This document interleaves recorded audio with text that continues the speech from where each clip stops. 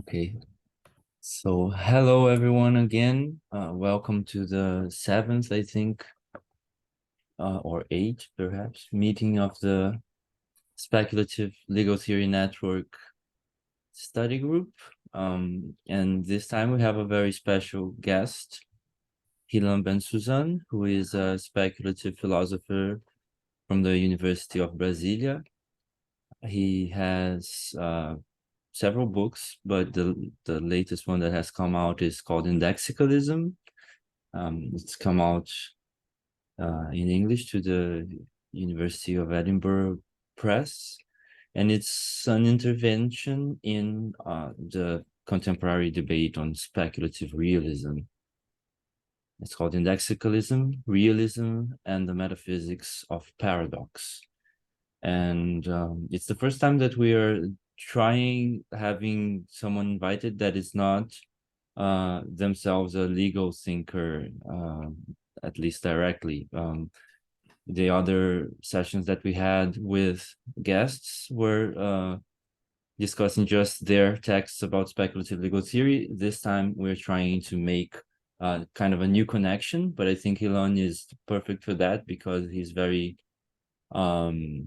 creative in terms of making many connections, and also with the kind of the will to be facing this kind of challenge. And so we thought about trying to discuss here some of his work. Like, this is not apart from Indexicalism, but it's a paper that had sort of the initial idea and the general formulation of the project. So we thought that it would serve as a good summary of what's in the book. And we are trying to put that into contact with legal theory through Christopher RayAlexander's response to Hilan in the event of the book launch, where he presented a paper that posed the problem of rootedness and situatedness, more in relation to theology, but in a sense that is sort of political in a way, or cosmopolitical, and how indexicalism might offer an escape from a bad rootedness into a situatedness that doesn't fall into the traps of blood and soil kind of xenophobic localism. So that sort of serves as a bridge to the problem of how to think about a speculative legal theory that is radically situated, but at the same time that escapes from these kind of problems. And so we also decided to read a bit of the beginning of Carl Schmitt's Nomos of the Earth, where he puts forth probably the most influent, radically situated conception of law through this idea of the nomos. So yeah, without further ado, I'm going to pass the mic to Hilan to talk a little bit about his work. Then I'm going to also try to facilitate a bit the connection with the legal questions so we can make this easier for everyone. And we're going to have a close discussion of his texts in search for connections that might be interesting for this idea of a radically situated legal metaphysics, perhaps an indexical legal metaphysics. So yeah, Hilan, please. Hope you're doing good, and welcome, and thanks so much for being here with us. Well, thank you very much. It is a big pleasure to be here. It all seems very interesting, what you're doing. And as Tom said, I'm not engaged in legal thinking, well, directly anyways. But I think, what you're kind of proposing, as far as I understand, yeah, with to do with indexicalism and these ideas is very interesting. And I'll spend. I'm gonna do that. I mean, basically, I'm going to I'm going to sort of introduce the basic idea of the project and of the book, and then I'm going to try and make some connections in the way I'm seeing the possibility of of an indexicalist legal theory in some sense. I mean, I'm not capable to actually, come up with anything very concrete about that, but I think there are interesting things to be thought about. Um, so yeah, well, thank you very much for inviting me. I am in Brasilia right now. Been um to many lands in the last few months. But right now I am in Brasilia, which is a land of a vast number of Macro-G people. So I think it's interesting to start acknowledging that that kind of land. Um, well, indexicalism. What is the idea? Basically, it's a conception of the world that is, in a sense, radically situated. Because basically, I mean, one fast way to formulate it is the idea that the best way to describe the world is not through substantives, but rather through indexicals. Through indexicals. Indexicals are terms like here, now, far, around, internal, external, outside, inside, same, others, all these things that are related to the position of those who are saying, yeah, who are speaking. So um, in a sense, the world is strangely, according to indexicalism, the world is strangely always related to a position. So in a sense, the substantive is something that is contrasts with the indexical, because the substantive is something that is not situated. The substantive is something that, as I say sometimes, is like viewed from a third person, or viewed from a drone, viewed from nowhere. In a sense, the idea of indexicalism is, well, involves showing that most substantives that we use to describe the world are actually indexical, has an indexical structure underneath, and also the fixation, the the obsession with substantive sometimes sort of it's it's not conducive to understanding what is going on. So basically, the idea is that there are many things that cannot be properly, say, accounted for if you insist on these substantives. And if somehow you get blind to the idea that there is a situation behind every substantive description. So basically that's very roughly the idea. We can discuss. I mean, this is going to become clearer as I go on, as we discuss.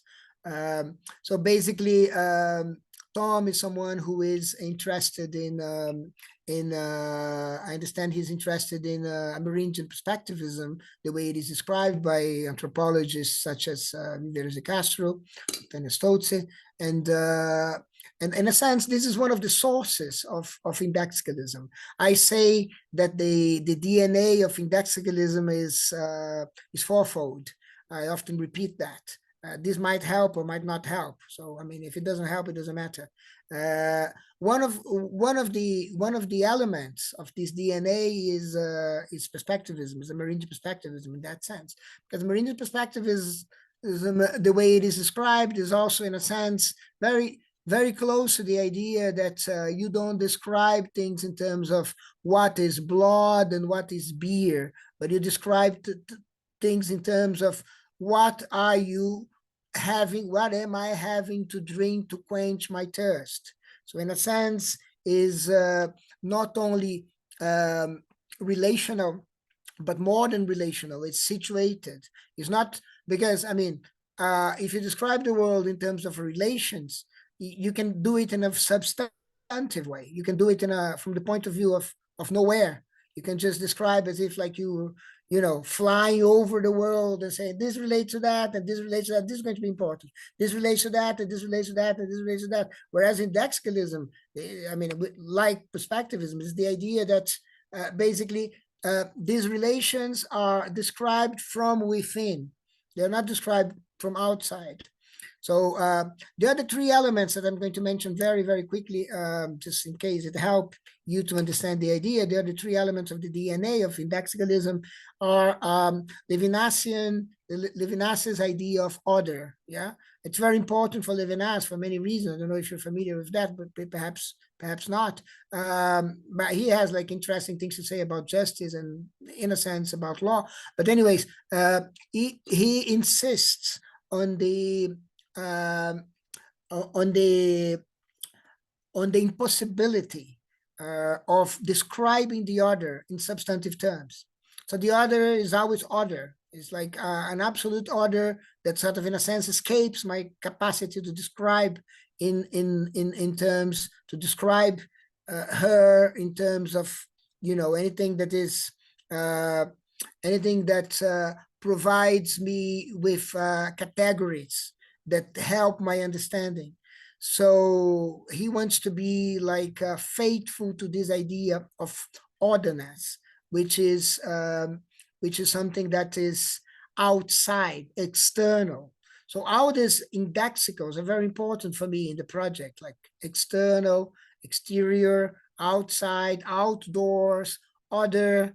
Yeah, and I want to be kind of, with Levinas, kind of faithful to them by, you know, preserving their, you know, the genuine character of exteriority, say, and not just you know, something that can be explained in terms of that one who does that and that and that and that and that, right? So I mean, that's the idea. So and that's very important because it gives me an idea of exteriority, which I think is going to be important when I start making my approximations with legal issues and Schmitt.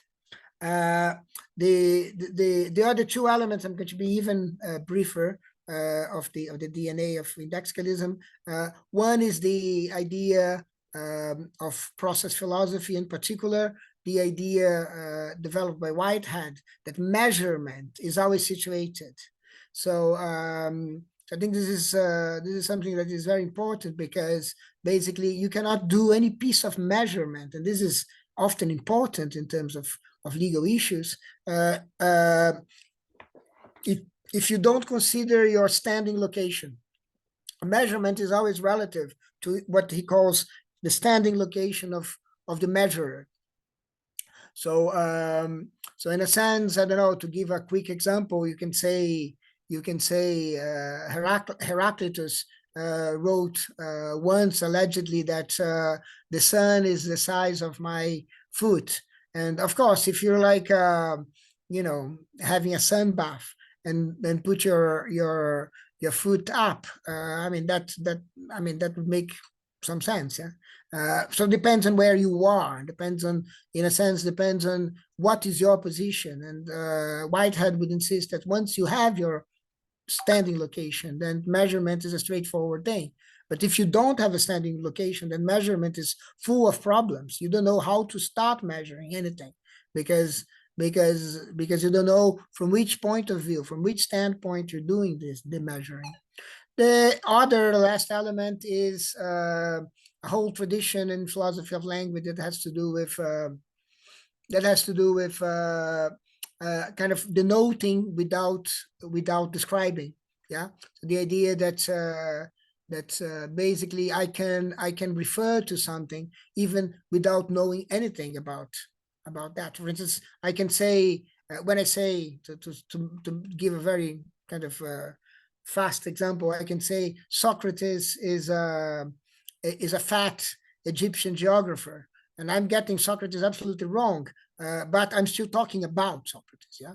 So even if all my beliefs about Socrates are wrong, I'm talking about that. So that's in a sense you have this kind of direct, as I say, direct reference, direct denotation that doesn't go through descriptions. In my terms, doesn't go through substantives. So in a sense, and this has a lot to do with denoting, has a lot to do with what indexicals do. Indexicals point, right? They point to this glass, points to whatever is inside my is in my hand, yeah, something like this. So this is this is where direct denotation, direct reference has to do with like going around descriptions or going around substantives and not making actually use of them, yeah, because they in a sense don't matter, yeah.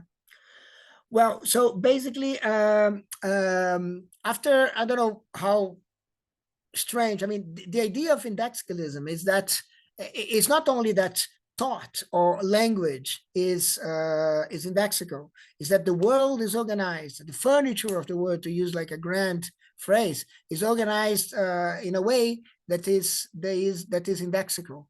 So for instance, the world cannot begin to be described from no one's point of view. So this is, in a sense, this is why I say that indexicalism, in a sense, is a metaphysics, as Tom insinuated. But at the same time, is a criticism of metaphysics, because metaphysics is committed to substantivism, yeah, to the idea that substantives are central to how the world is. Now, one important distinction I want to make before starting to sort of make connections with legal stuff, that I mean, I'm more than happy to be, I don't know, enlightened about somehow, is that, mind you, when I talk about indexicalism, I'm not talking about perceived indexicals or perceived situations or perceived positions.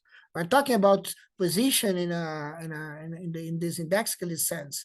It's not about where I think I am or who I think is external to me or what I think is external to me and what is internal to me. But actually, you are situated. Everything is situated. Yeah.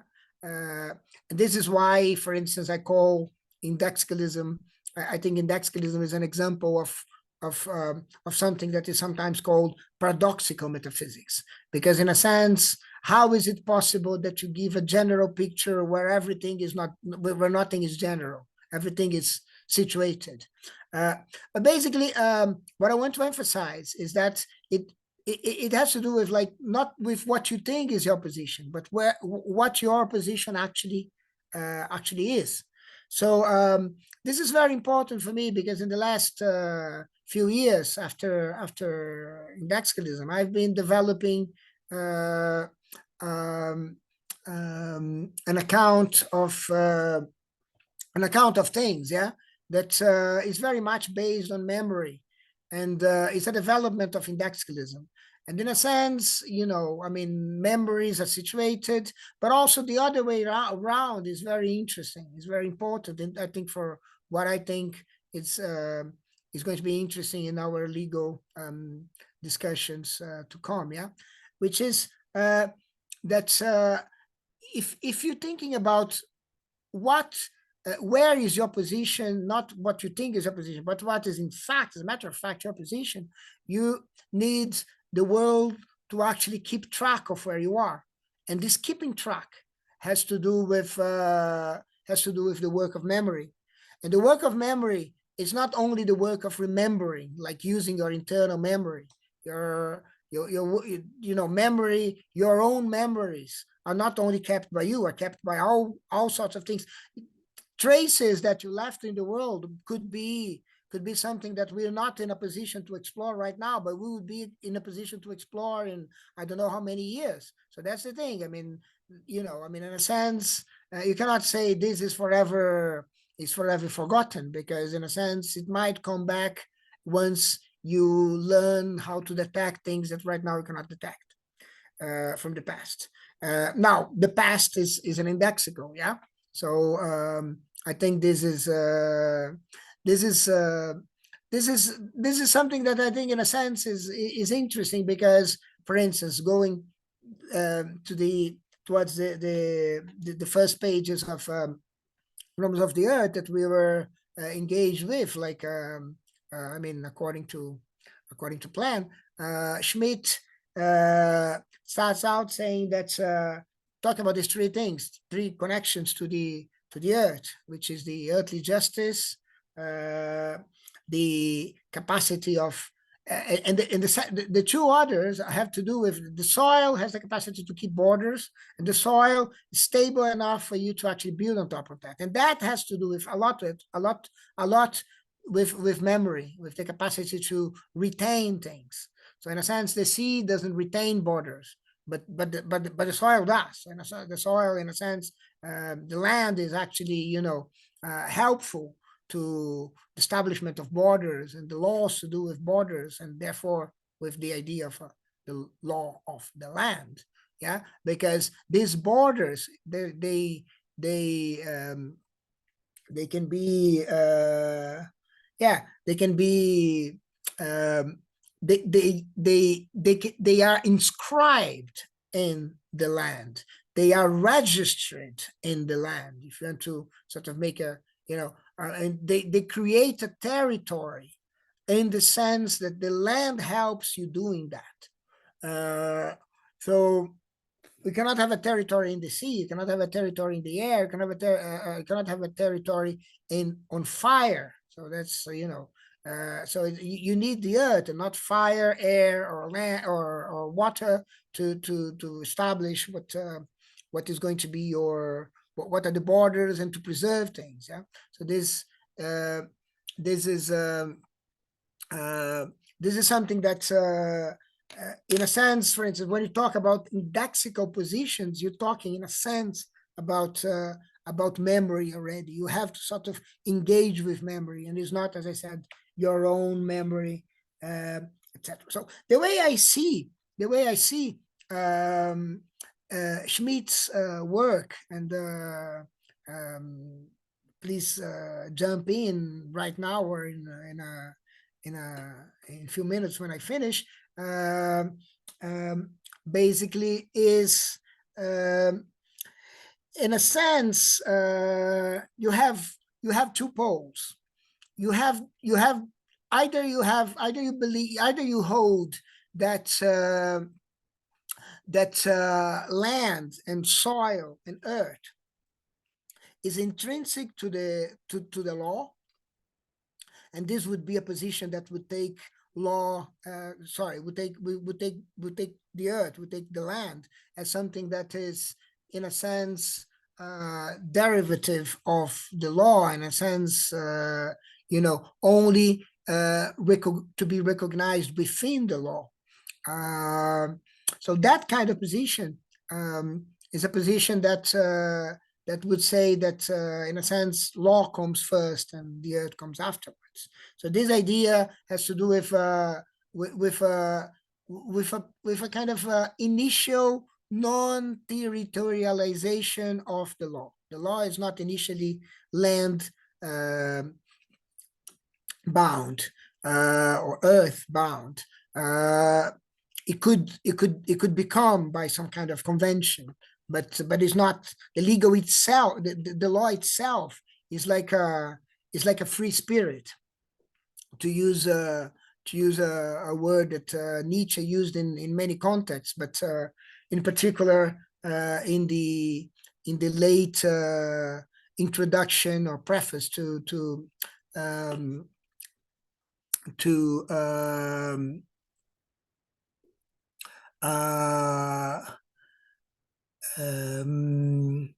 that he wrote in towards the end of his lucid life. So there, in one of his definitions, in this preface of Human Out to Human, which is a book written in the 70s, in this preface he introduces the idea that the free spirit is someone who has no connection to the land whatsoever, to no land.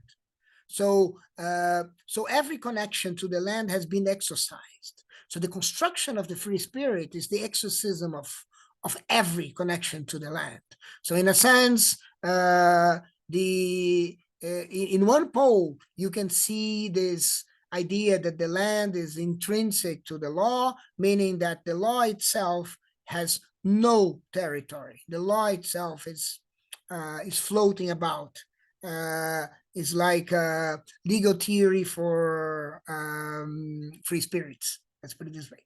And the other pole where I put Schmitt, and this is all very tentative, yeah, is this idea that no, the land, the earth, the soil is actually extrinsic to the law. It's like it comes first, and it cannot come within the law. It is the basis, the root on top of which law is built. And there is no sense to law. For instance, when he remarks that there is no sense to law wouldn't emerge on water, or he would say air, or fire, has to be rooted on earth. So in a sense, this is a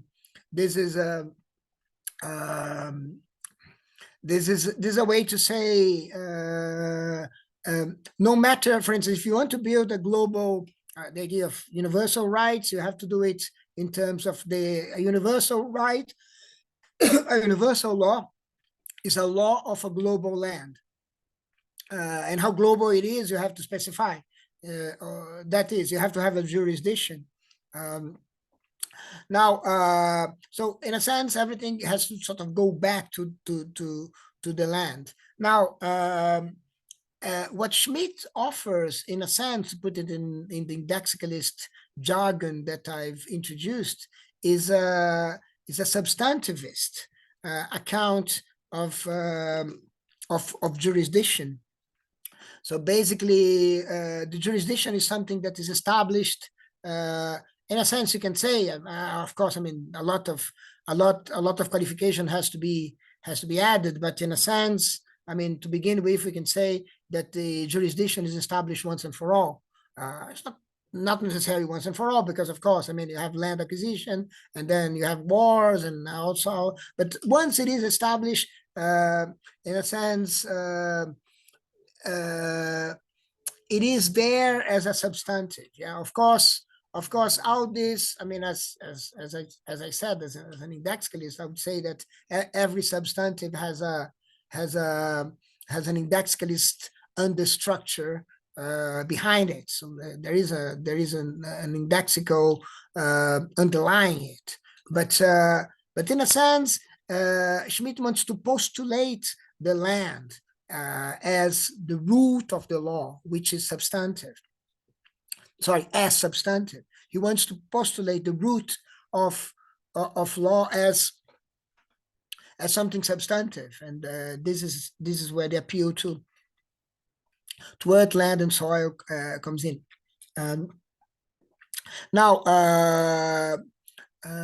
in a sense, the other point of view, yeah, the non-Schmittian point of view, would be what I call the law, the law of the free spirits. This perspective also would be substantive in the conception of jurisdiction, because I think this is where I think is interesting to talk about measurement, because when Whitehead discussed measurement, he does it when he discussed it. He did it in a very interesting way. This is in the Concept of Nature, chapter 5, I think, or 6, but I think 5. He discusses two positions, two poles. One pole is the pole of a mathematician or physicist called Henri Poincaré, who would defend the idea that measurement is conventional. So there is nothing but conventions in measurement. And the other pole is made by is represented by Bertrand Russell, who is a logician, a philosopher, who would say, well, Poincaré is absolutely crazy. This is absurd. And then he would say, it's absolutely ridiculous to say that in any circumstance, by any convention, a normal billiard ball could be greater than the sun, right? Now, of course, interestingly, if you want to start thinking about an indexicalist, and this is why I'm saying that, if you want to start thinking about an indexicalist legal account or something like this, it's interesting to pay attention to the move that Whitehead then does.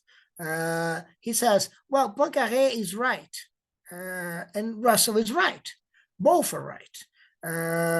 Why is that? Because it's absurd to say that a convention would determine the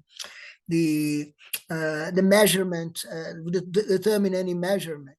But in a sense, you cannot say that measurement is can be done irrespective of a standpoint, of a standing location. So basically, what happens is once you have the standing location, then the convention is not arbitrary, something that you do straight away. So it's not a convention, right? So on the other hand, it's not a convention. On the other hand, it's not something that can be established independently of any position, right? So it's not something that is universal. Measurement is not conventional, but it's not universal.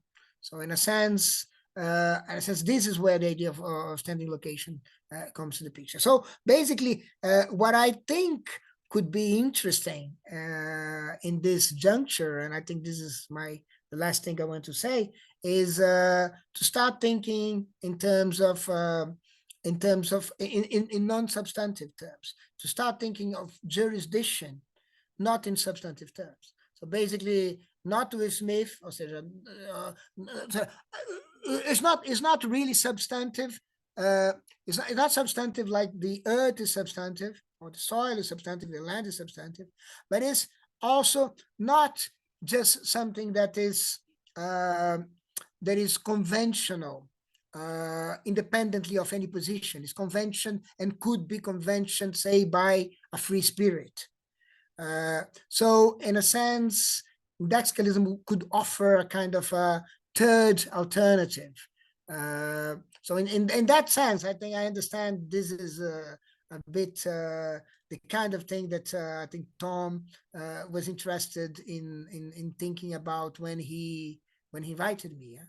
So I don't know if things are clear. I mean, I can answer questions, and we can discuss a little further. And I have some kind of very kind of preliminary and raw and probably very wrong-headed ideas about what could be an indexicalist legal account, but we can do that. I can talk about that in discussion and conversation. Well, thank you very much. So that's it to start with. Thanks so much, Hilan. That was incredible. Yes, you're right that this is precisely the kind of thing that I was hoping that we might get from this intersection. This is very interesting to me, at least. And thanks for engaging, specifically with these themes. It's very nice to that you had you took the time to do that in a very interesting way. I wanted also to sort of help making these connections before we move to the general discussion. I'm going to do that very briefly because Ilana already did a lot in that direction. But I think one thing that is still being established here, as this is a group that is still in its beginnings, is just to understand what do we mean by speculative theory and by potentially a speculative legal theory. And I think one thing that tends to come to mind if you say, well, we are moving from a critical legal theory to a speculative legal theory. We are not going to be thinking about the cultural and epistemological conditions for the knowledge of law. We're not going to be basing our understanding of law in our uses of language. We are going to sort of ask about the law itself, the law as such, in a speculative way. The first reaction I think that you might get to this is to think, well, this is just coming back to legal naturalism. It's just going to be about imagining that you can reach what is the true law, a kind of an absolute, unchanging law that doesn't depend on any culture or in any language or in any production of knowledge. So it could sound like you're moving back into either a rationalist or a revelation type of access, like direct access to a non-situated absolute law that would exist from the point of view of the universe or from the point of view of nowhere. And I think that is one reason why the problem of situatedness and of location appears also very strongly in the context of this speculative theory. It's interesting also because when you take, we're talking about speculative theory here, usually in a relatively broad sense, in the sense that we are talking about speculative theory in a strict sense, which is, this Graham Harman, Quentin Meillassoux, etc. group. But we are also including the ontological turn in anthropology, so Viveiros de Castro, who you mentioned. We're also including new materialisms. We're including a whole network of contemporary theories that share some aspects. And I think it's curious, it's always been kind of curious to me that I think this aspect of metaphysics or speculation having necessarily to do with the idea of absolute knowledge seems to be most present or even like only in the strict speculative realist milieu. You don't find that very much either in new materialisms or in ontological turn anthropology. I guess new materialisms, I imagine you would criticize it perhaps for different reasons than your criticism of speculative realism. In a way, I think they're closer to the Deleuzian immanence, perhaps the transparency problem, but not the absolute problem. You're trying to avoid both things, right? Both the transparency and the unsituated absolute, or the immanentization of the outside, of the great outdoors. But in any case, I think through Schmitt, for me at least, is one way that I found to think of a legal metaphysics, because he's clearly not an epistemologist. He's clearly not worried about language. He's clearly working on the ontological level. And he is, as you put, in a very interesting sense to me, because I hadn't thought of that in that way. He's positioning the earth as this external from which the possibility of law has to come, right? So that's why we use the Schmittian connection. And I think what I was going to say about this essential structure of what Schmitt is doing, you pretty much already touched on that. I have some questions that I could ask in that direction, but I think before that I'm going to ask if anyone has any questions or comments or any kind of criticism, or just things that have come to your mind while thinking about this. Is there anyone? If you want, you can raise hands also, or just like, as right now there's no one, you can just like start talking if you want.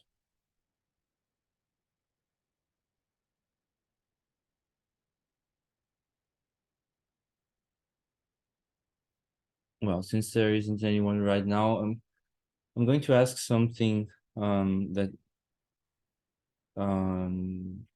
caught my attention in these first lines of Schmidt's discussion, which is this idea that justice is sort of imminent to the earth.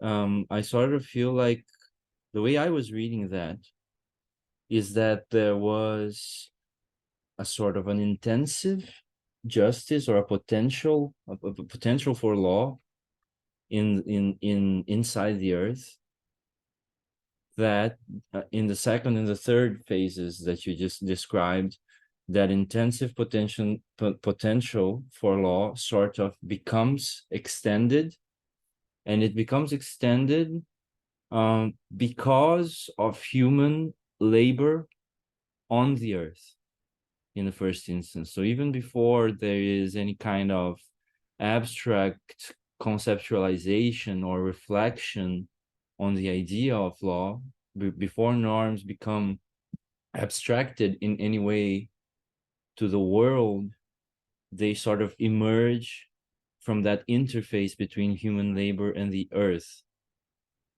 And so in a way that makes that is it's in a way previous to reference, because it's the there isn't a separation between the norm and what it refers to yet, or the norm and its content. The norm is expressed directly in crops, in bridges, in fences, but this at the same time, it makes it possible to abstract the law eventually. So I think there's a sort of substantive relation there, in a way, in that you sort of establish a world that is a world of references. But I think in a way, what the idea of indexicalism suggests to me is that all of these things are only possible because of some initial act of pointing, referring in this sense of, not in the sense of the substantive referring to an item in the world, but in the sense of this positioning. And Schmitt does put that very clearly, in the sense that he says that nomos is always the coincidence of ordering and orientation, or ordering and situation. So I think in a way he is sort of making it indexical in a way through that. But I always thought, because he's talking about this justice that is within the earth, that sounded to me like something to do with immanence in a way.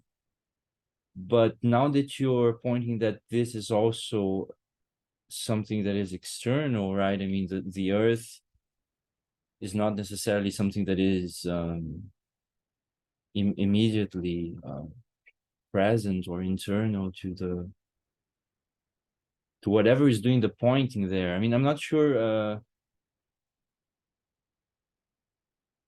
It's hard to formulate the question even, but maybe you could talk a little bit about what you think is doing the pointing, what the pointing is that sort of makes all of this possible, and what's the place there of the earth and of this in this case, in Schmidt's case, it's a human worker.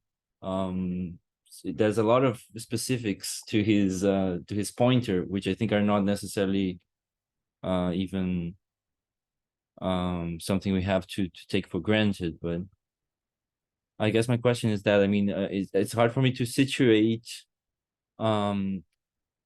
Is there something that does the pointing that makes this kind of determination of norms and their reference points? I think one thing that you established that is interesting in this context is this difference between your situatedness. So in this case, perhaps the situatedness of this human group that is witnessing or participating in the appearance of their law, and the other, which in this case, I think you're sort of pointing to the possibility that we might think of the earth as an other in relation to whom this law is being produced. And in this sense, it seems like the law doesn't necessarily spring from us. It's not necessarily of this group. It doesn't get imprinted on the earth from without by an intention of this group, but rather the law. And in this case, he's talking about justice. He's talking about law and justice. But in the first phase, when it's intensive, he's talking about justice, the justice of the earth. And then I think when it becomes extensive, perhaps it sort of translates this justice into law. So maybe there's a concept there where you would have something that has to do with the connection that I commented with you between your work and that of Andreas Philippopoulos Michalopoulos on the idea of spatial justice, in the sense of situating this Derridian Levinasian notion of the justice as something to come, situating it spatially rather than with a priority of time, instead of with a priority of space, a justice that is not in the future or to come in this sense, but that is perhaps to come from somewhere, or that is beside you, that is in the proximity, as you put it often in the book. Anyway, I'm not sure I've been very clear, but if you want to move on from there, and meanwhile, everyone else, please don't be afraid to formulate questions and other comments.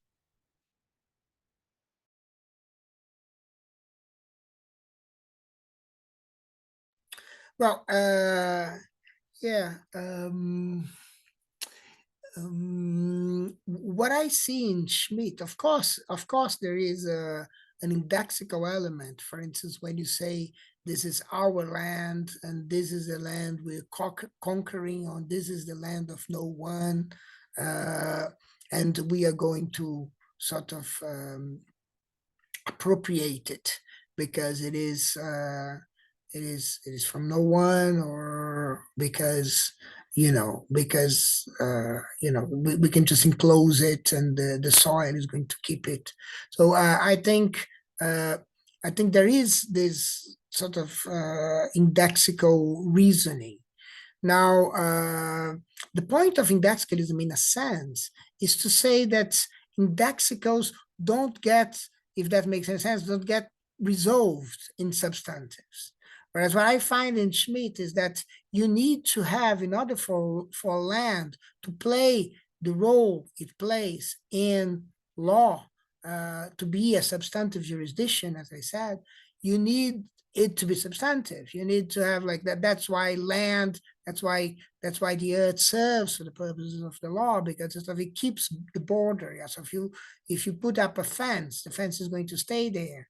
If you write a map, the map where we have a border, then in a sense, you can have landmarks that will keep the borders where more or less what it is. Yeah.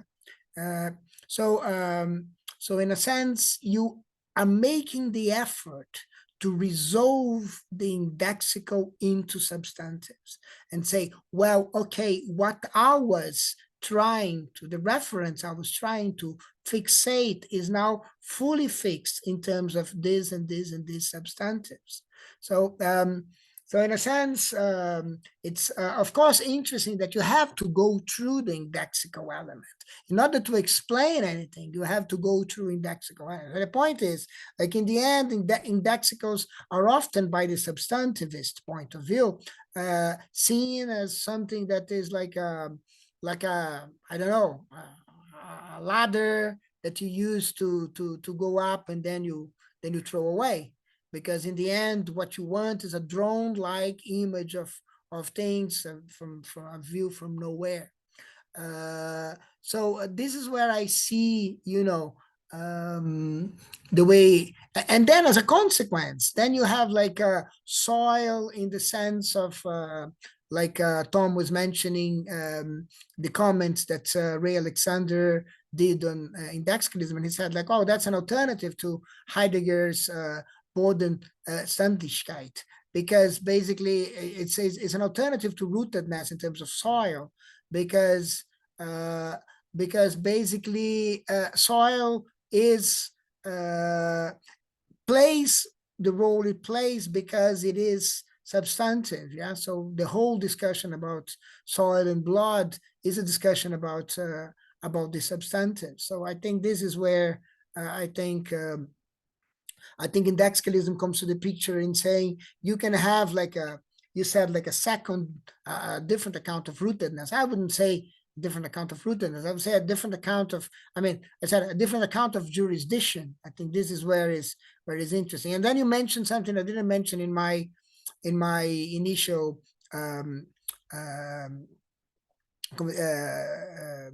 talk intervention, basically, which is the idea of proximity. Yeah, and proximity is very proximity is itself an indexical. Yeah, of course. I mean, proximity, you close to what? Yeah, but basically, it's a very important word to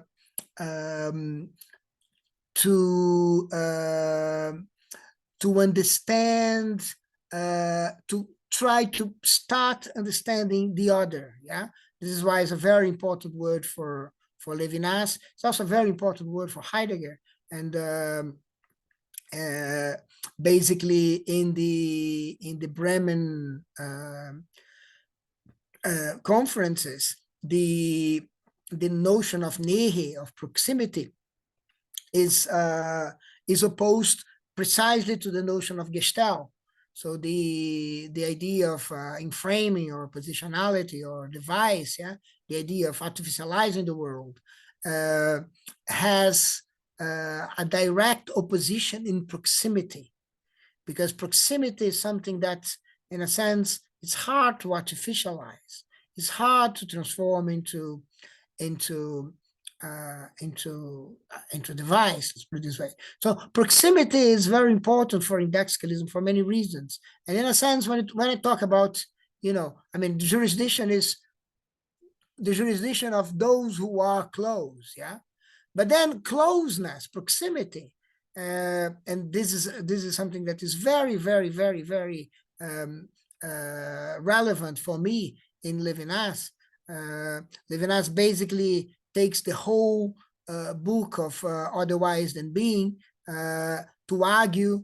I think the whole thing is around the claim that proximity is anarchic. That is, you cannot rule over proximity. You cannot.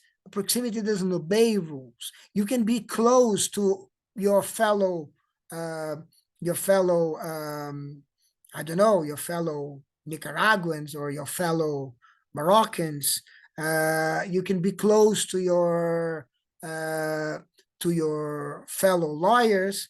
You can be close to your fellow whatever humans, but of course, I mean, proximity is not ruled by those categories. Say Moroccans, whatever I said, yeah, humans, lawyers. This is not going to rule proximity, because you can be close to anything, but it's not something that you decide at will. You don't. Proximity is something that you don't decide, but you're close, right? So this is where, I mean, jurisdiction in terms of proximity, an indexicalist jurisdiction would be something anarchic, in the sense that we can say that, I mean, at least provisionally, in the sense that it's not a jurisdiction that boils down to any substantive. So proximity does the trick, yeah, of sort of, allowing you to say something about the space. We're talking about space, yeah, and this is something I sort of only hint towards in the book, the idea of proximity as a space. But I think we can think about it, yeah. So you can have a space that would act as a jurisdiction that is not, like I was saying before, like established once and for all. So The question then for me is an indexicalist legal account, if it is based on proximity, what would it look for? How would it look? Because, for instance, uh, how because, for instance, in a sense, I can be close to you in some sense and close to somebody else in some other sense. That doesn't mean that you are close to the other person or the other thing I'm close to. So, you don't have necessarily transitivity. So it's a notion of space that is a little more complicated than the than the usual notion that is substantive. So this is the kind of challenge that you have. Like, how are you going to reinforce a law that is based on proximity, that is indexical? I don't know. I don't know how to answer that. I have some ideas, but not much more than that. I think everybody else left. Yeah. So one thing that this makes me think of, I mean, I'm not sure of my position, so no pun intended, in relation to indexicalism yet, because it sort of challenges some of the assumptions of the directions that I have been navigating. And I think especially the question not of the absolute, which is something that I've never identified with from Meillassoux or from speculative realism in the strict sense, but with the thing about immanence and not necessarily transparency in the sense of just supposing that everything is accessible, but maybe I think there might be a difference in how I was understanding transparency and how you think about it, because maybe in the sense that you don't have to necessarily have either complete transparency in the sense that the whole of the universe is going to be immediately accessible to view, or opacity. You can have something in between that. But the way and I think if you speak in these terms, you're still too much in the domain of metaphysics, which is the domain of the book, and a big part of the challenge here is to take a book that is entirely about metaphysics and sort of convert it to legal thought, especially given that we are not, I think, in either case working with a distinction between the question of what is and the question of what ought to be. If that were it, then it would be sort of easier to understand how the two things relate. But speculative legal theory isn't working with this fundamental presupposition of the separation between is and ought, and I think neither is your metaphysics, probably, because it's ethical in a way, right? In the Levinasian sense, it's no more cognitive than an ethical relation with otherness. But in the way that I've been thinking about this question of situatedness, and even of diaxis, of indexicals in some sense, in this interface between Schmitt and Viveiros de Castro's perspectivism, one sort of trick that I found to work that is that, in a way, I think in the Nomes of the Earth, Schmitt is still maintaining, though he is specializing in, he's still maintaining this fundamental idea of the transcendence of the enemy, that you have us and our law and our way of life that is directly related to our law within our territory and so forth. So we are a people with a territory and a way of life. And this is sort of always menaced by the alterity of the other, which is a menace of absolute violence. There's a big kind of fear, this curious kind of reactionary pathos of this absolute fear of xenophobia, in a way, like the fact that you're constantly in fear of the violence that is going to come from outside and threatens to destroy you and your way of living. So he's always sort of defining politics and law in terms of this relation between the friend and the enemy is transcendent. And when you perspectivize Schmitt through this ontological anthropology idea that all of these, you can maintain all of those concepts of the ontology of law, but you have to relate them to a certain perspective that emanates from a certain body. You also have another side of that in Viveiros de Castro's work, which is what he calls the immanence of the enemy, right? So you have the idea that there is a sort of an absolute other, but at the same time that this other is transcendent because it is an other, it is also made immanent through certain procedures, which to me, the shamanic procedure that is involved from the indigenous perspectivist point of view in this relation where you immanentize the other so that you can sort of have diplomatic relations with someone that is completely other to you.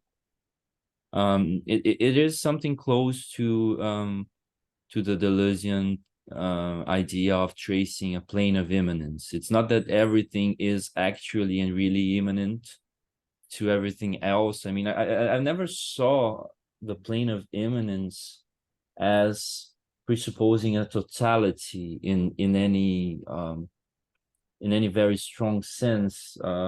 And I'm not sure how to situate that in relation to your discussion, because it seemed to me, until being challenged by this criticism of this idea of immanence and transparency, that you could simply have different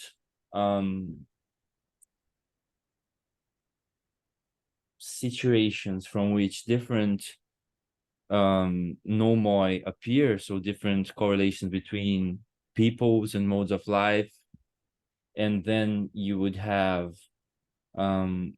interfaces between them in which each of them is going to appear to the other according to their perspective, so according to the difference in their own modes of life and their own modes of seeing. So if I have my nomos and I encounter you as an alterity and you have a different nomos, I might see you as a spirit or I might see you as an animal. I'm not going to a priori see you as one of us, as a human, as someone that has a dignity and so forth. But at the same time, I can always presuppose that in some level there is an immanence of this other that makes him a potential kin, right? Makes someone that might be in some way, in some condition, in some situation, kin to me, and therefore someone with whom I could establish a sort of diplomatic conversation. So that sort of points to a different path in relation to the Schmittian problem of the bracketing of war, or of the limiting of war. How do you relate to these alterities without the risk of absolute war? And I think the way for Schmitt to solve that is always that you need to have an overarching nomos. So when you get to the global space of modernity, where you have a lot of different states and so forth, unless you're able to have some kind of overarching decision about what belongs to whom and what the borders are and what the limits of war are going to be in the international law, unless you have that, you're going to have this absolute transcendence, and then you're going to have an absolute menace. But then if you don't think of the enemy as transcendent, if you trace this plane of immanence and you think of the enemy as immanent in some sense, then the international law would become a sort of entangled, patchwork of zones, to use a term that Viveros de Castro has been using a lot in his course about space. You sort of have zones of normativity that traverse each other to some extent and then negotiate their relations in this kind of paradoxical relation of immanence and transcendence at once. But this already, because of the treatment of immanence and transcendence that is involved here and the way you put it, seems like quite different in a way, but in a way that I can't really pin down exactly. So I guess my question is just how you see that. Do you think there's a difference there? What exactly is your problem, perhaps translating it to a more political sense, because I think it's a metaphysics that has a politics in a way, right? I mean, what do you think is the political or cosmopolitical problem with this delusion approach to the problem of otherness that is of tracing a plane of immanence? Well, the question. There are many things in what you said. Yeah, I think you started with the idea of friendship and enmity in Schmitt, and I think this is very interesting because this is exactly where he discusses proximity. Yeah? And he discusses proximity in a sense that makes proximity non-anarchic in a very important sense, because in a sense I cannot be. I cannot be close to my enemy, and then I cannot but be close to my friends. And the thing is, for instance, Derrida, who you mentioned, I think in this connection, um, criticizes precisely.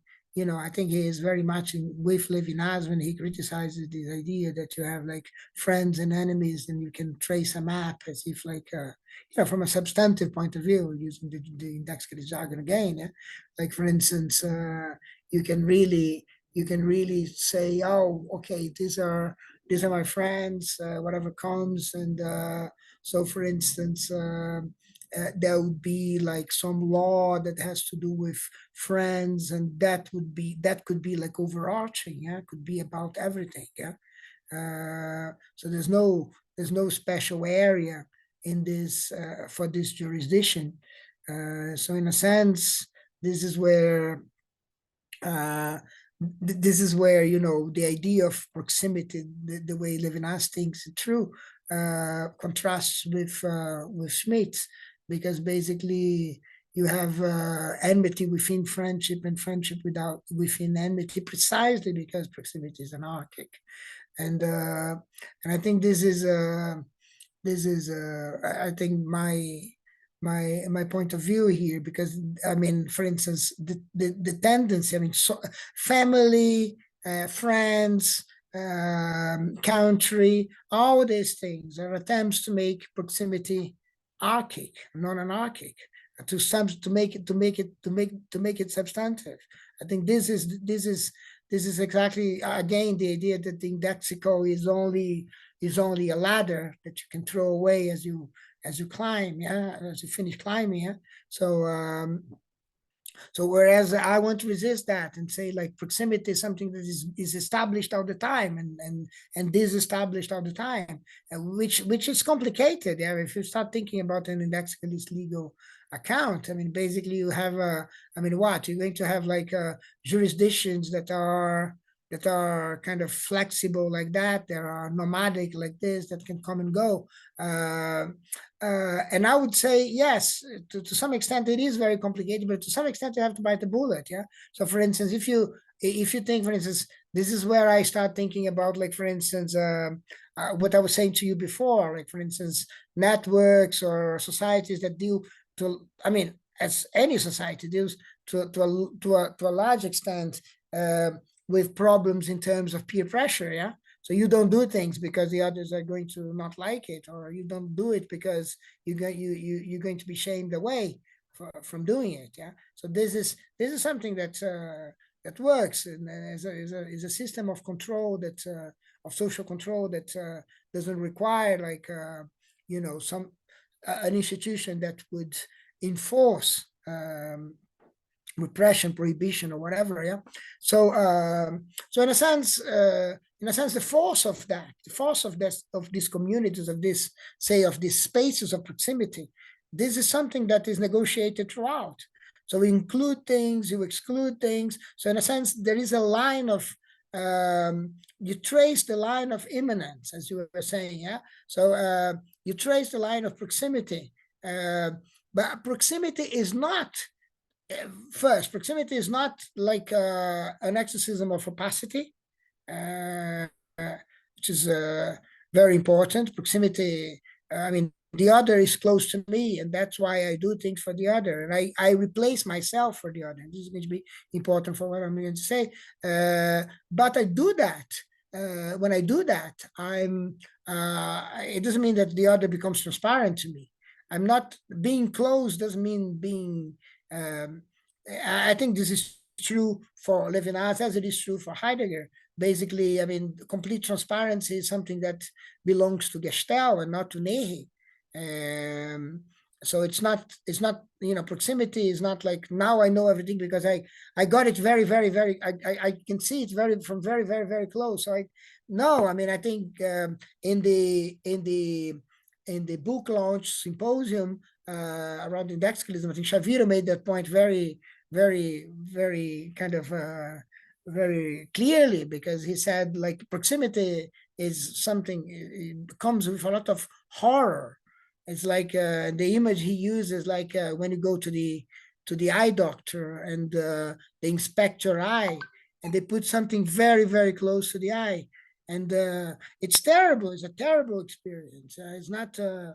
It's just something very disquieting, because basically you don't see things from that close, and then everything becomes like monstrous. So proximity is not like wonderful, but this is where we work. We work in that space, and we renegotiate proximity all the time. And this is, if you talk about a flexible jurisdiction, indexical situated jurisdiction, this means that, for instance, suddenly you become part of a network, say, because you got interested in I don't know, in pink tops. Now you're part of a network that's being a social network, etc. And then you get people discussing about pink tops, and you accept some rules for this network, provided that you're interested in the whole thing, provided that they're not abusive, provided a lot of things. And how this negotiation is maybe what we need for a lot of purposes. I'm not saying it can be applied everywhere. Yeah? So this is the way I've been thinking. Now, as for the immanence of the enemy, I always had problems understanding this idea about the Arawites, because in a sense, what Viveiros de Castro describes to me is precisely, I wouldn't say the transcendence of the other, but it's precisely an episode of substitution, to use Levinasian jargon. So basically, is that I give up my own songs, the names I used to use, in order to use those of the enemies. So in a sense, I'm giving myself up. I'm not struggling for a place under the sun. I'm actually being substituted by the other. So in a sense, I'm bringing the other to me, but not because the other are becoming. I'm not making the other an extension of my ego. Quite the opposite. My ego is being destroyed, and this is why the Arawites are so interesting, and this is how his work about the Arawites is so interesting. But in a sense, when he talks about the immanence of the enemy, in a sense, the power of it to me sort of disappears, because it's not about immanence, it's about something else. It's about substitution, and you substituted. The thing about being substituted by the other is exactly that the other is transcendent. in the sense that I don't fully understand. It doesn't belong to my own interest. It's not there for my fruition. It's not there for my satisfaction. I'm not playing. I'm not.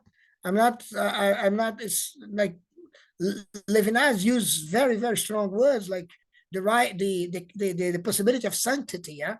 So it's really like I'm doing for the other. I'm being replaced by the other. So this you can see this in the Arabites. So in a sense, I mean, immanence to me would be like like uh, coming back to the to me to the ego, yeah, to my own sphere, and then to my own sphere there is no outside. To my own sphere there is no outside because I can go everywhere, and this is the colonizing mentality. This is the if you want to throw some Dusselian words, this is the ego conqueror, yeah, kind of kind of thing. And then there is no sea, which is the great outdoors. No, there is everything is encompassed, everything is within. So so in a sense, if you think about the enemy in the Arawite sense, but if you think in terms of proximity, then it's very interesting because in a sense you're always like finding enemies in the Arawite sense that is you in the future, is you tomorrow, is what you're going to be tomorrow. You're going to be like this tomorrow. So you meet the whatever, you meet somebody else, you think like I'm going to be this tomorrow. Yeah. So so this is your enemy, which is very different from the Schmittian enemy. And I think this is something that I agree with you completely. I think the contrast is here very interesting. But then again, the more interesting contrast is that um, the enemy is potentially at least something that you can find everywhere. Whereas it's not something that is defined, as I said, somehow, scare quotes, um, um, decided once and for all. It's not that, yeah.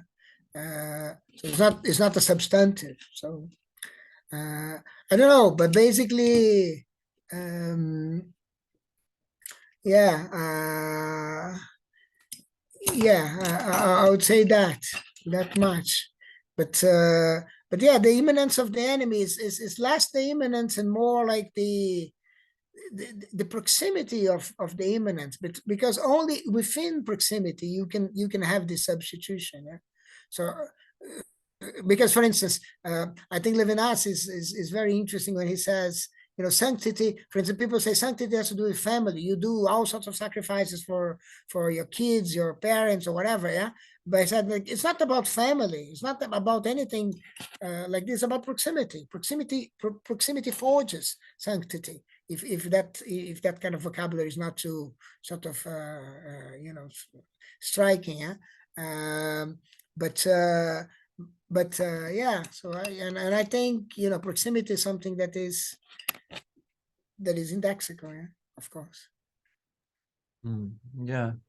I think one way to connect this problem to what I was trying to do before and sort of perhaps specify the question in a way is, I mean, the horizon in which we are often thinking about this situatedness of nomos, and at the same time, a situatedness that is not about the inside as opposed to the outside, but rather a situation that is transitive and entangled with other situatedness, so to speak, is with an eye on two more political and more practical contemporaneous problems, which are first the question of the territories of indigenous and non-Western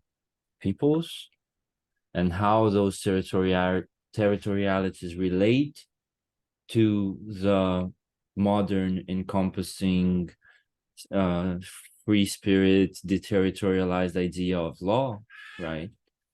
So one way to put this that has appeared in one of Viveiro's recent courses has been to say that, of course, the indigenous peoples in Brazil, they want their territory to be circumscribed by the state legally in order to protect their territory and their law. But from its own point of view and from its own situation, their territory and their law doesn't correspond to that circumscription. It is a zone. It is not extensive but intensive. It is not striated space but a smooth space, and so on. So one thing is that, I mean, one thing is to think from outside of the modern naturalist point of view about the entanglement of those different legal orders in some sense. Then the question of what counts as a legal order becomes an open question, becomes sort of comparative, right?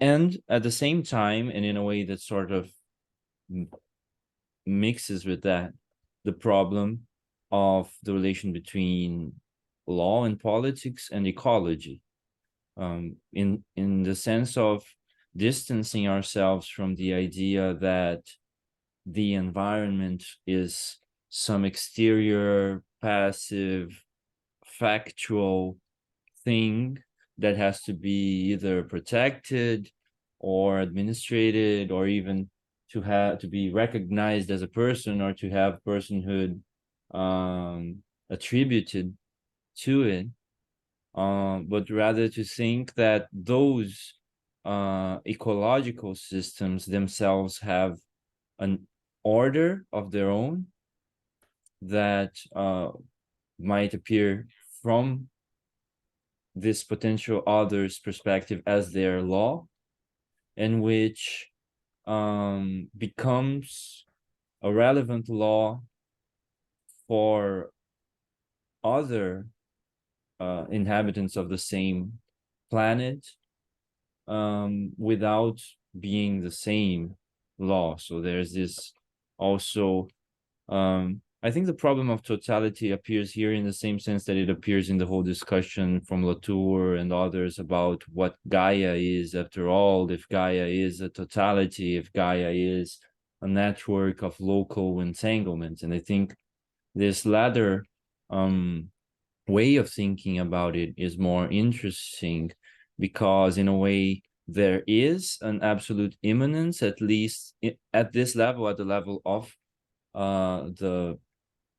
the biosphere, in the sense that the conditions of possibility of life in general are entangled in general, even though they're not directly, like each point is not directly connected to each other, and there's no all-encompassing totality, but at the same time there isn't any limit that you can draw and say, you know, this is completely separate from that. So in a sense, I think if you think in the most abstract metaphysical sense, you can think of an absolute other, an absolute alien that doesn't have this kind of immanent, of some degree of immanence to something that involves it with you. But as long as you're in the sublunar world of the biosphere, you're going to have some kind of already existing entanglement with this other mode of life. So in that sense, you could say that this plane of immanence thing might not be true at the most abstract metaphysical level, but it might be politically contingently true at the level, at the sublunar level. And this makes me think of, I mean, speaking of law and rootedness, there's a legal theorist from Canada who is an Anishinaabe indigenous thinker, who's called Aaron Mills. We have been wanting to bring him as a guest here. He hasn't been able to yet, but maybe in the second half of the year he's going to be able to, we hope. who talks about rooted constitutionalisms. He thinks of indigenous constitutionalisms as rooted, as opposed to liberal constitutionalism. And in a sense, that has to do with what we are talking about here. That has to do even with, Schmitt's threefold rootedness of the nomos and so forth. But he also, makes his own moves in the sense of avoiding a bad rootedness, as we have been discussing. But one thing that I think is interesting in what he discusses is a distinction that he draws between contract and treaty. And treaty is something that is like an actually existing way of organizing the relation between indigenous and non-indigenous settler peoples, especially in North America, I think, which is the context in which he is. But he's talking about, I think, the way his people see treaty, or the way indigenous people see treaty, which is not necessarily the way Western settlers see treaty. But he says that contract is about you having two pre-established autonomous beings in themselves, and then that is the condition for them to do a contract, for them to convene and do a contract. And treaty, for him, on the other hand, presupposes dependency, and the difference is sort of an effect, a distribution that is established by the treaty. So you start with a sort of immanence, you start with a sort of entanglement, because in this rooted dimension of law for him, and he talks about this metaphor of a tree, and like the roots of the tree is the sort of the part where all different rooted constitutionalisms sort of connect at some level when they are pointing to the earth, because the earth is common. The earth is something that is a condition for the livelihood of all of those different peoples. So I think for me that's just one way of perhaps making this more concrete. I mean, this problem of immanence, because at least in this level of the problem of the earthly climate, or the earthly biosphere, the earthly ecology, it seems like, to me at least, there's something interesting about the other not being an absolute alien. I mean, for me, it's almost like there's a difference there between you seeing another that also lives in this planet and seeing an alien in the sci-fi absolute sense, that is someone that is coming from another dimension or from another planet, and whose conditions of living have absolutely nothing to do with ours, which is something that we don't usually have an experience of at this plane where we live, right? Yeah, I think this is very interesting. I think there is maybe there is a political urge for tracing lines of immanence, but I think there is a political urge for having having a different account, having a different approach to whatever appears as so other that could be treated with total violence. I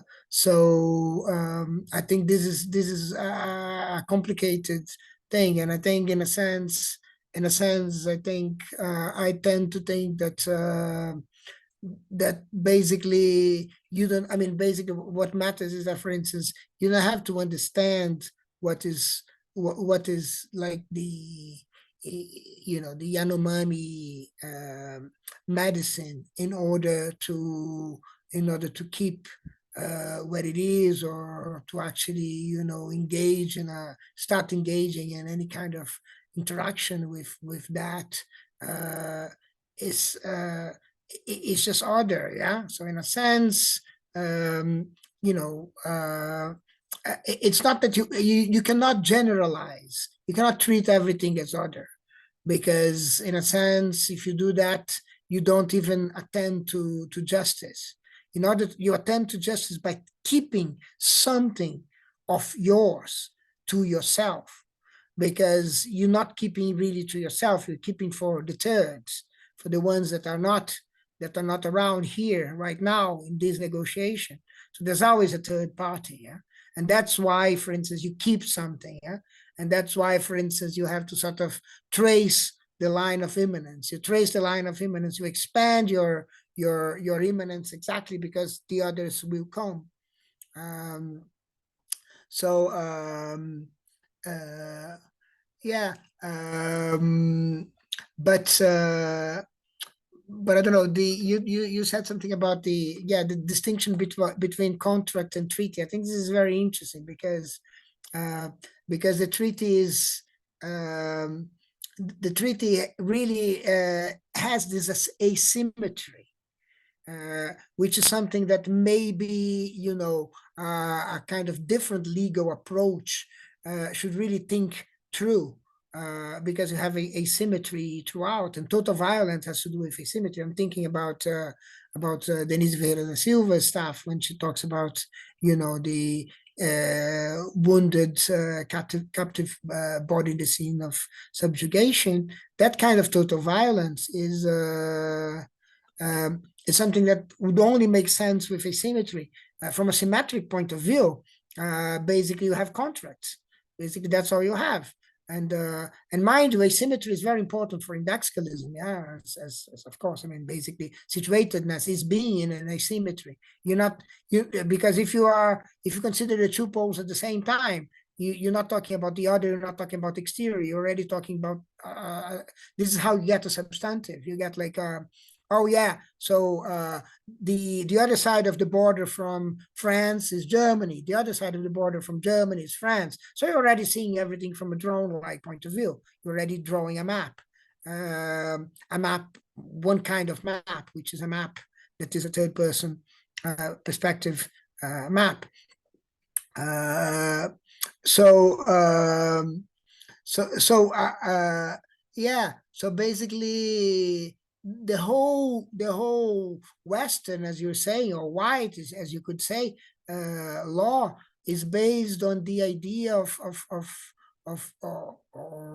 agreement, or diplomacy is based on the agreement of the idea of symmetry. And then you have contracts, but treaties are strange things.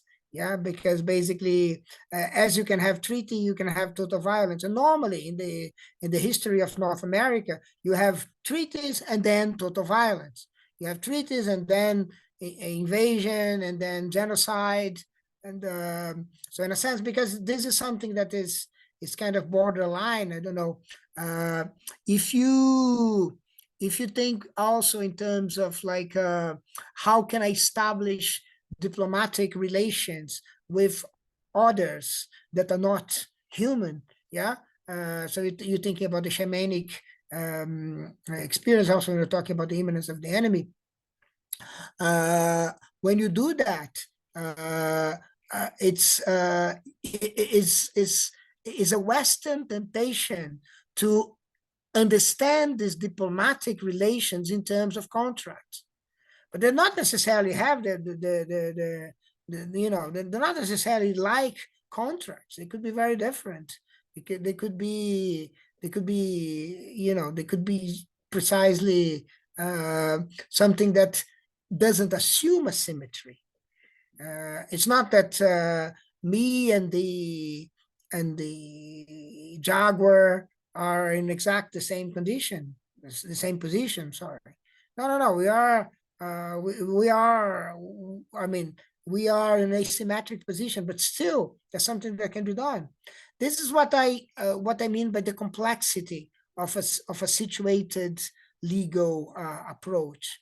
It's complex because it deals with, like, for instance, what could be my obligations towards you that would not be like your obligations towards me. So you have to be. It's and this from the beginning, yeah. So we don't start out as like two kind of legal subjects that are autonomous and can decide where what to agree about.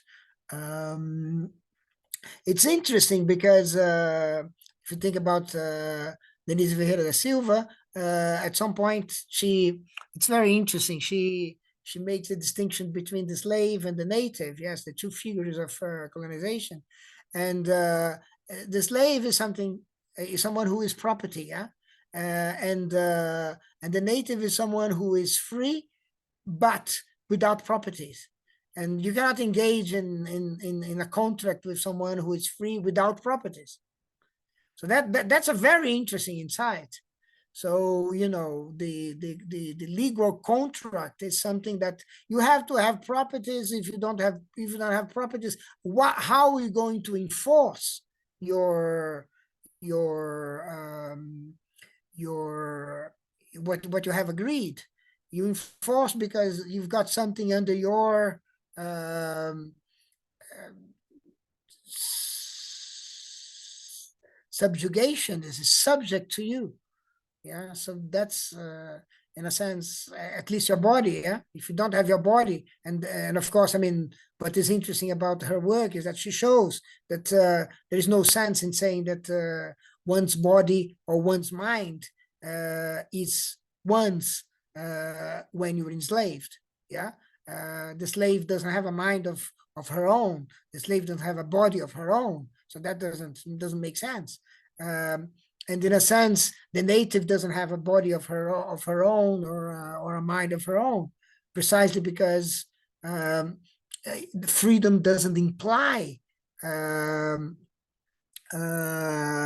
property, basically because equality comes as a it's not it's not it's not it's not connected to freedom in the way that it is for white people, which is pretty much you have things, and if you have things, then in a sense we are equal, and if we're equal, then we have liberty, then we have freedom. Whereas in a colonial situation, native or slave, you don't. Yeah. So I think this is also very interesting because not basically because of asymmetry, but also um, because this is something that you get to. I got to think a lot when I was reading Graeber and Wengrow's book, um, um, "The Dawn of Everything," because basically you have like there you have the idea that equality comes first, and then equality is not a consequence of your freedom; it's something else. Yeah, equality is your starting point, is your departure. But anyways, this is. But I think this is interesting also from a kind of perspectivist, indexicalist legal approach as well. But I don't know if I answered your questions. Maybe I didn't. I don't know. I mean, these are infinite questions, but I wanted before we wrap up, like at the beginning, you said you had some sketches of appointments in the direction of this speculative idea of legal indexicalism, and I wanted to ask whether there's something in that domain of those perspective ideas that hasn't appeared yet, and that you would like to talk a little bit about before we finish. Mm. Um, no, I think I don't know. It's very sketchy. Yeah. So I was thinking in terms of networks, in terms of peer pressure, in terms of these things. And so basically, um, yeah, and this idea that we have to have jurisdictions that are flexible. Yeah. Basically, have jurisdictions that are renegotiated out all the time. And I think how feasible it is, I don't know. As I said at some point, I don't know if you can have like a whole legal system that is based on that. because I mean, one thing that sometimes I feel when I'm reading Schmitt is that maybe law is already committed to some kind of substantive, yeah. So it's very it's can you really exercise substantives completely in that kind of thinking, that kind of framework? But I think it's worth trying. Yeah, it's very interesting to see where you're gonna go. Yeah, from there. The problem is if your jurisdiction is flexible, basically you can escape from it. You say like, oh yeah, now that now that I have to do something, I'm gonna move out and do something else. Ultimately, and I think this is maybe not something I mentioned. Ultimately, you cannot really stop that. Yeah, you cannot stop people from escaping any jurisdiction. You can have a global jurisdiction, but I mean, to some extent, is something that is not desirable, yeah, or universal jurisdiction. But there is a sense in which this is not desirable for good reasons, yeah, I think. And then, in a sense, you can never escape, yeah. So what you can do is the law is binding up to the point where it is binding, but I mean, no law can be stronger than that. But of course there are pitfalls there. Yeah, and I'm aware that it'd be very interesting to discuss more, so that I can have more a clear idea of what an indexical law would be. But basically, I think it has to do a lot with these things that I've said. I don't think Yeah, there's anything else I didn't. I think one thing that makes it perhaps more concrete, and we mentioned it in our previous discussion before starting, but we didn't talk about it much here, is the I mean, we talked about two of the main lines that usually appear in this speculative legal theory discussion, which is non-modern and ecological legal orders. But there's a whole part of discussion that emerges also from this context, which is about technology and new technology, and how technological transformation itself is transforming the very like fundamental things that we can say or think about law in any sense. It's changing law not only superficially but ontologically in every aspect. And so we try to be able to think about legalities that don't necessarily have anything to do with what we understand as law, and that I think is one way in which Schmitt is already it's still it's still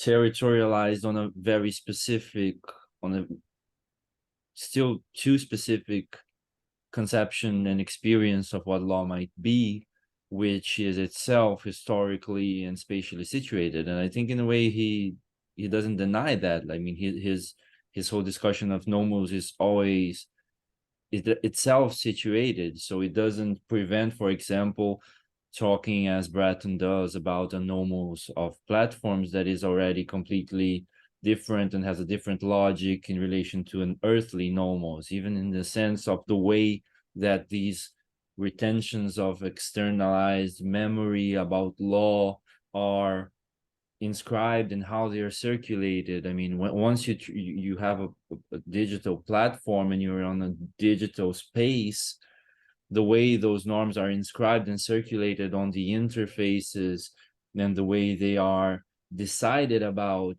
in the context of each addressing of each interaction between a user and a platform, that is always determined by an address, a certain kind of address, that makes the decision about what norms are going to count and how they're going to be weighted in each situation something that is decided in a way that is radically different, but doesn't necessarily mean you can't talk about law or nomos in that kind of context, especially if you take the Deleuze and Guattari concept of nomos, which is no longer necessarily about the drawing of borders, but about the distribution of singularities, which sort of connects with the Foucauldian idea of government and control and algorithmic governance and all the ways in which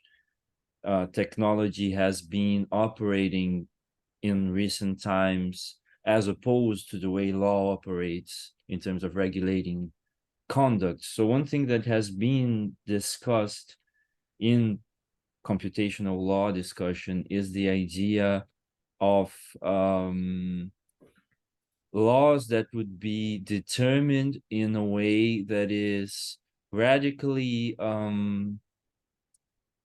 bespoke to one specific situation. So there isn't a general law, as you have in modern law, a general norm that is going to apply to specific cases. And it's not either the case of a simply concrete and local norm, as Schmitt discusses in terms of those material consolidations of anomals. It's something that is distributed, and it is decided at each concrete situation based on a whole diagram of connections that is taking data and establishing statistical correlations between those data in order to decide what is going to be the norm applied to this specific singular conduct in this singular case, right? So in a way, that could not be like a sort of realization, like a utopian realization of an indexical law, because that's just a different and in a lot of ways more insidious way of being controlled or subjected or whatever. I mean, politically, it's not better or worse. I think it's just different from Schmittian sovereignty or Kelsenian modern positivist law. But I think that in any case, indexicalism makes that thinkable in a way that more traditional legal theories might not be able to, in the sense of understanding how you will necessarily have to think about this kind of addressing in order to decide. I mean, I'm saying this because this is what came to my mind with your description right now about how to imagine this kind of indexical law that would be constantly shifting and not determined by borders and not determined by an non-located, it's neither determined by a sort of non-located general scheme of valid norms, nor is it determined by one location that is substantialized and stays there forever. It's neither of those, but it's still a kind of law. It's not just chaos. It's not just peer pressure. It's not just and it could be peer pressure. I mean, peer pressure could be another form of indexicalist legality, because I think in a way the fact that it is metaphysics means that it's not like one system. It's something that is going to be at the root of the explanation of any actual system of normativity and of governance of human and non-human life, right? But I think it sort of opens this possibility of speculative exploration of the transformations of law outside of the situated conditions of legal thinking that we used to have and that we can't necessarily count on in each new situation, right? Yeah, no, I think it's very interesting, because proximity, I mean, proximity can be anarchic, but that doesn't mean it cannot be detected. Yeah, and I think this is where it gets interesting, because you can have like some kind of automated, I don't know, detection of proximity. And then the application, I mean, and then I don't know exactly how the jurisdiction, to use the word I've been using, is going to be established and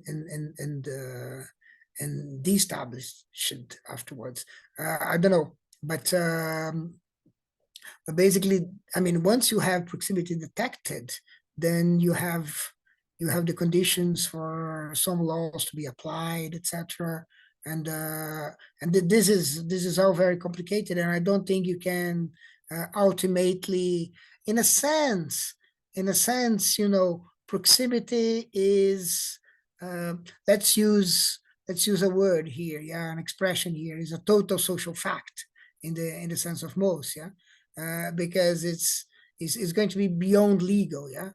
It's going to be, that's why we always toying with the idea of peer pressure or things like this, because it's not something that is strictly legal and only legal, yeah. So yeah, so I think detection of proximity has to do with the effects that all this kind of transversal phenomenon has on some kind of I don't know, measurement. And then proximity has to do with, I don't say much about the thing about, like ecological, like for instance the rights of rivers, yeah. um, or well, I think of for instance the what uh, stuff that Povinelli, geontologist, has just been translated in Brazil. Yeah, so people are discussing it around it again. Yeah, even though it's like in a sense, a 7 years old book. But I think her examples are very interesting because they have to do with like you know the the um, they have to do with proximity. They have to do with like things that are close to a community in particular, and uh, and then the the stones and the creek, Chipel, all these, they have rights. And they have rights because they are in a network. And I think it makes some sense to think about a community that kind of is close to an environment, and that environment become like a subject of rights. So this is also something that has to do with like this, that kind of jurisdiction that is indexical, yeah. So it's really for that community, for the community of around that creek, that Chipel makes that Chipel has rights. And then the issue, of course, is how to enforce this kind of rights when the miners come to explore it. And the fight, of course, has like many kind of different layers. Um, but I think there's also something interesting to look into when you're thinking about the non-human rights. Uh, so it's not like every river you see. Like for instance, it's interesting how this discussion goes. I think in New Zealand, in Colombia, and in other places. So basically, it's about that river, right? It's about that would acquire those rights, and maybe other rivers would acquire other rights, uh, and I don't know. So this is, but I think what is interesting, Tom, about all this is that you kind of convinced me that it is possible to think of an indexicalist legal approach. So it makes sense, even though I can't work out I'm far away from being able to work out any sort of detail. But I think you have like enough material to actually one has enough material now to actually to build a toolbox. Yeah, that's sort of what we've been trying to do with these meetings, sort of gathering as many concepts and perspectives as we can, and sort of make them into a shared vocabulary and conceptual toolbox in order to construct this idea of speculative legal theory, which doesn't really exist. Like, we didn't create the network around the concepts of speculative legal theory that already was there. It is itself speculative, and thanks a lot for helping us and participating in this invention of this thing. This is going to be part of of our accumulated memories that we can come back to and actualize them in different contexts, and hopefully soon we can think about perhaps other things where we can talk about your more recent discussion, which is also very potentially interesting for what we are talking about here, and that already appeared a little bit in this discussion, which is the idea of assemblages of memory and spectrality and all of those concepts that are appearing in your next book. Does it already have a title, a definite title, the upcoming book? Well, yeah, I mean, I'm working with the title of memory assemblages, yeah, Yeah, and cool. we'll Yeah. see, we'll see. I mean, hopefully it will come up, um, um, hopefully come out next year, yeah. I mean, so that's the idea.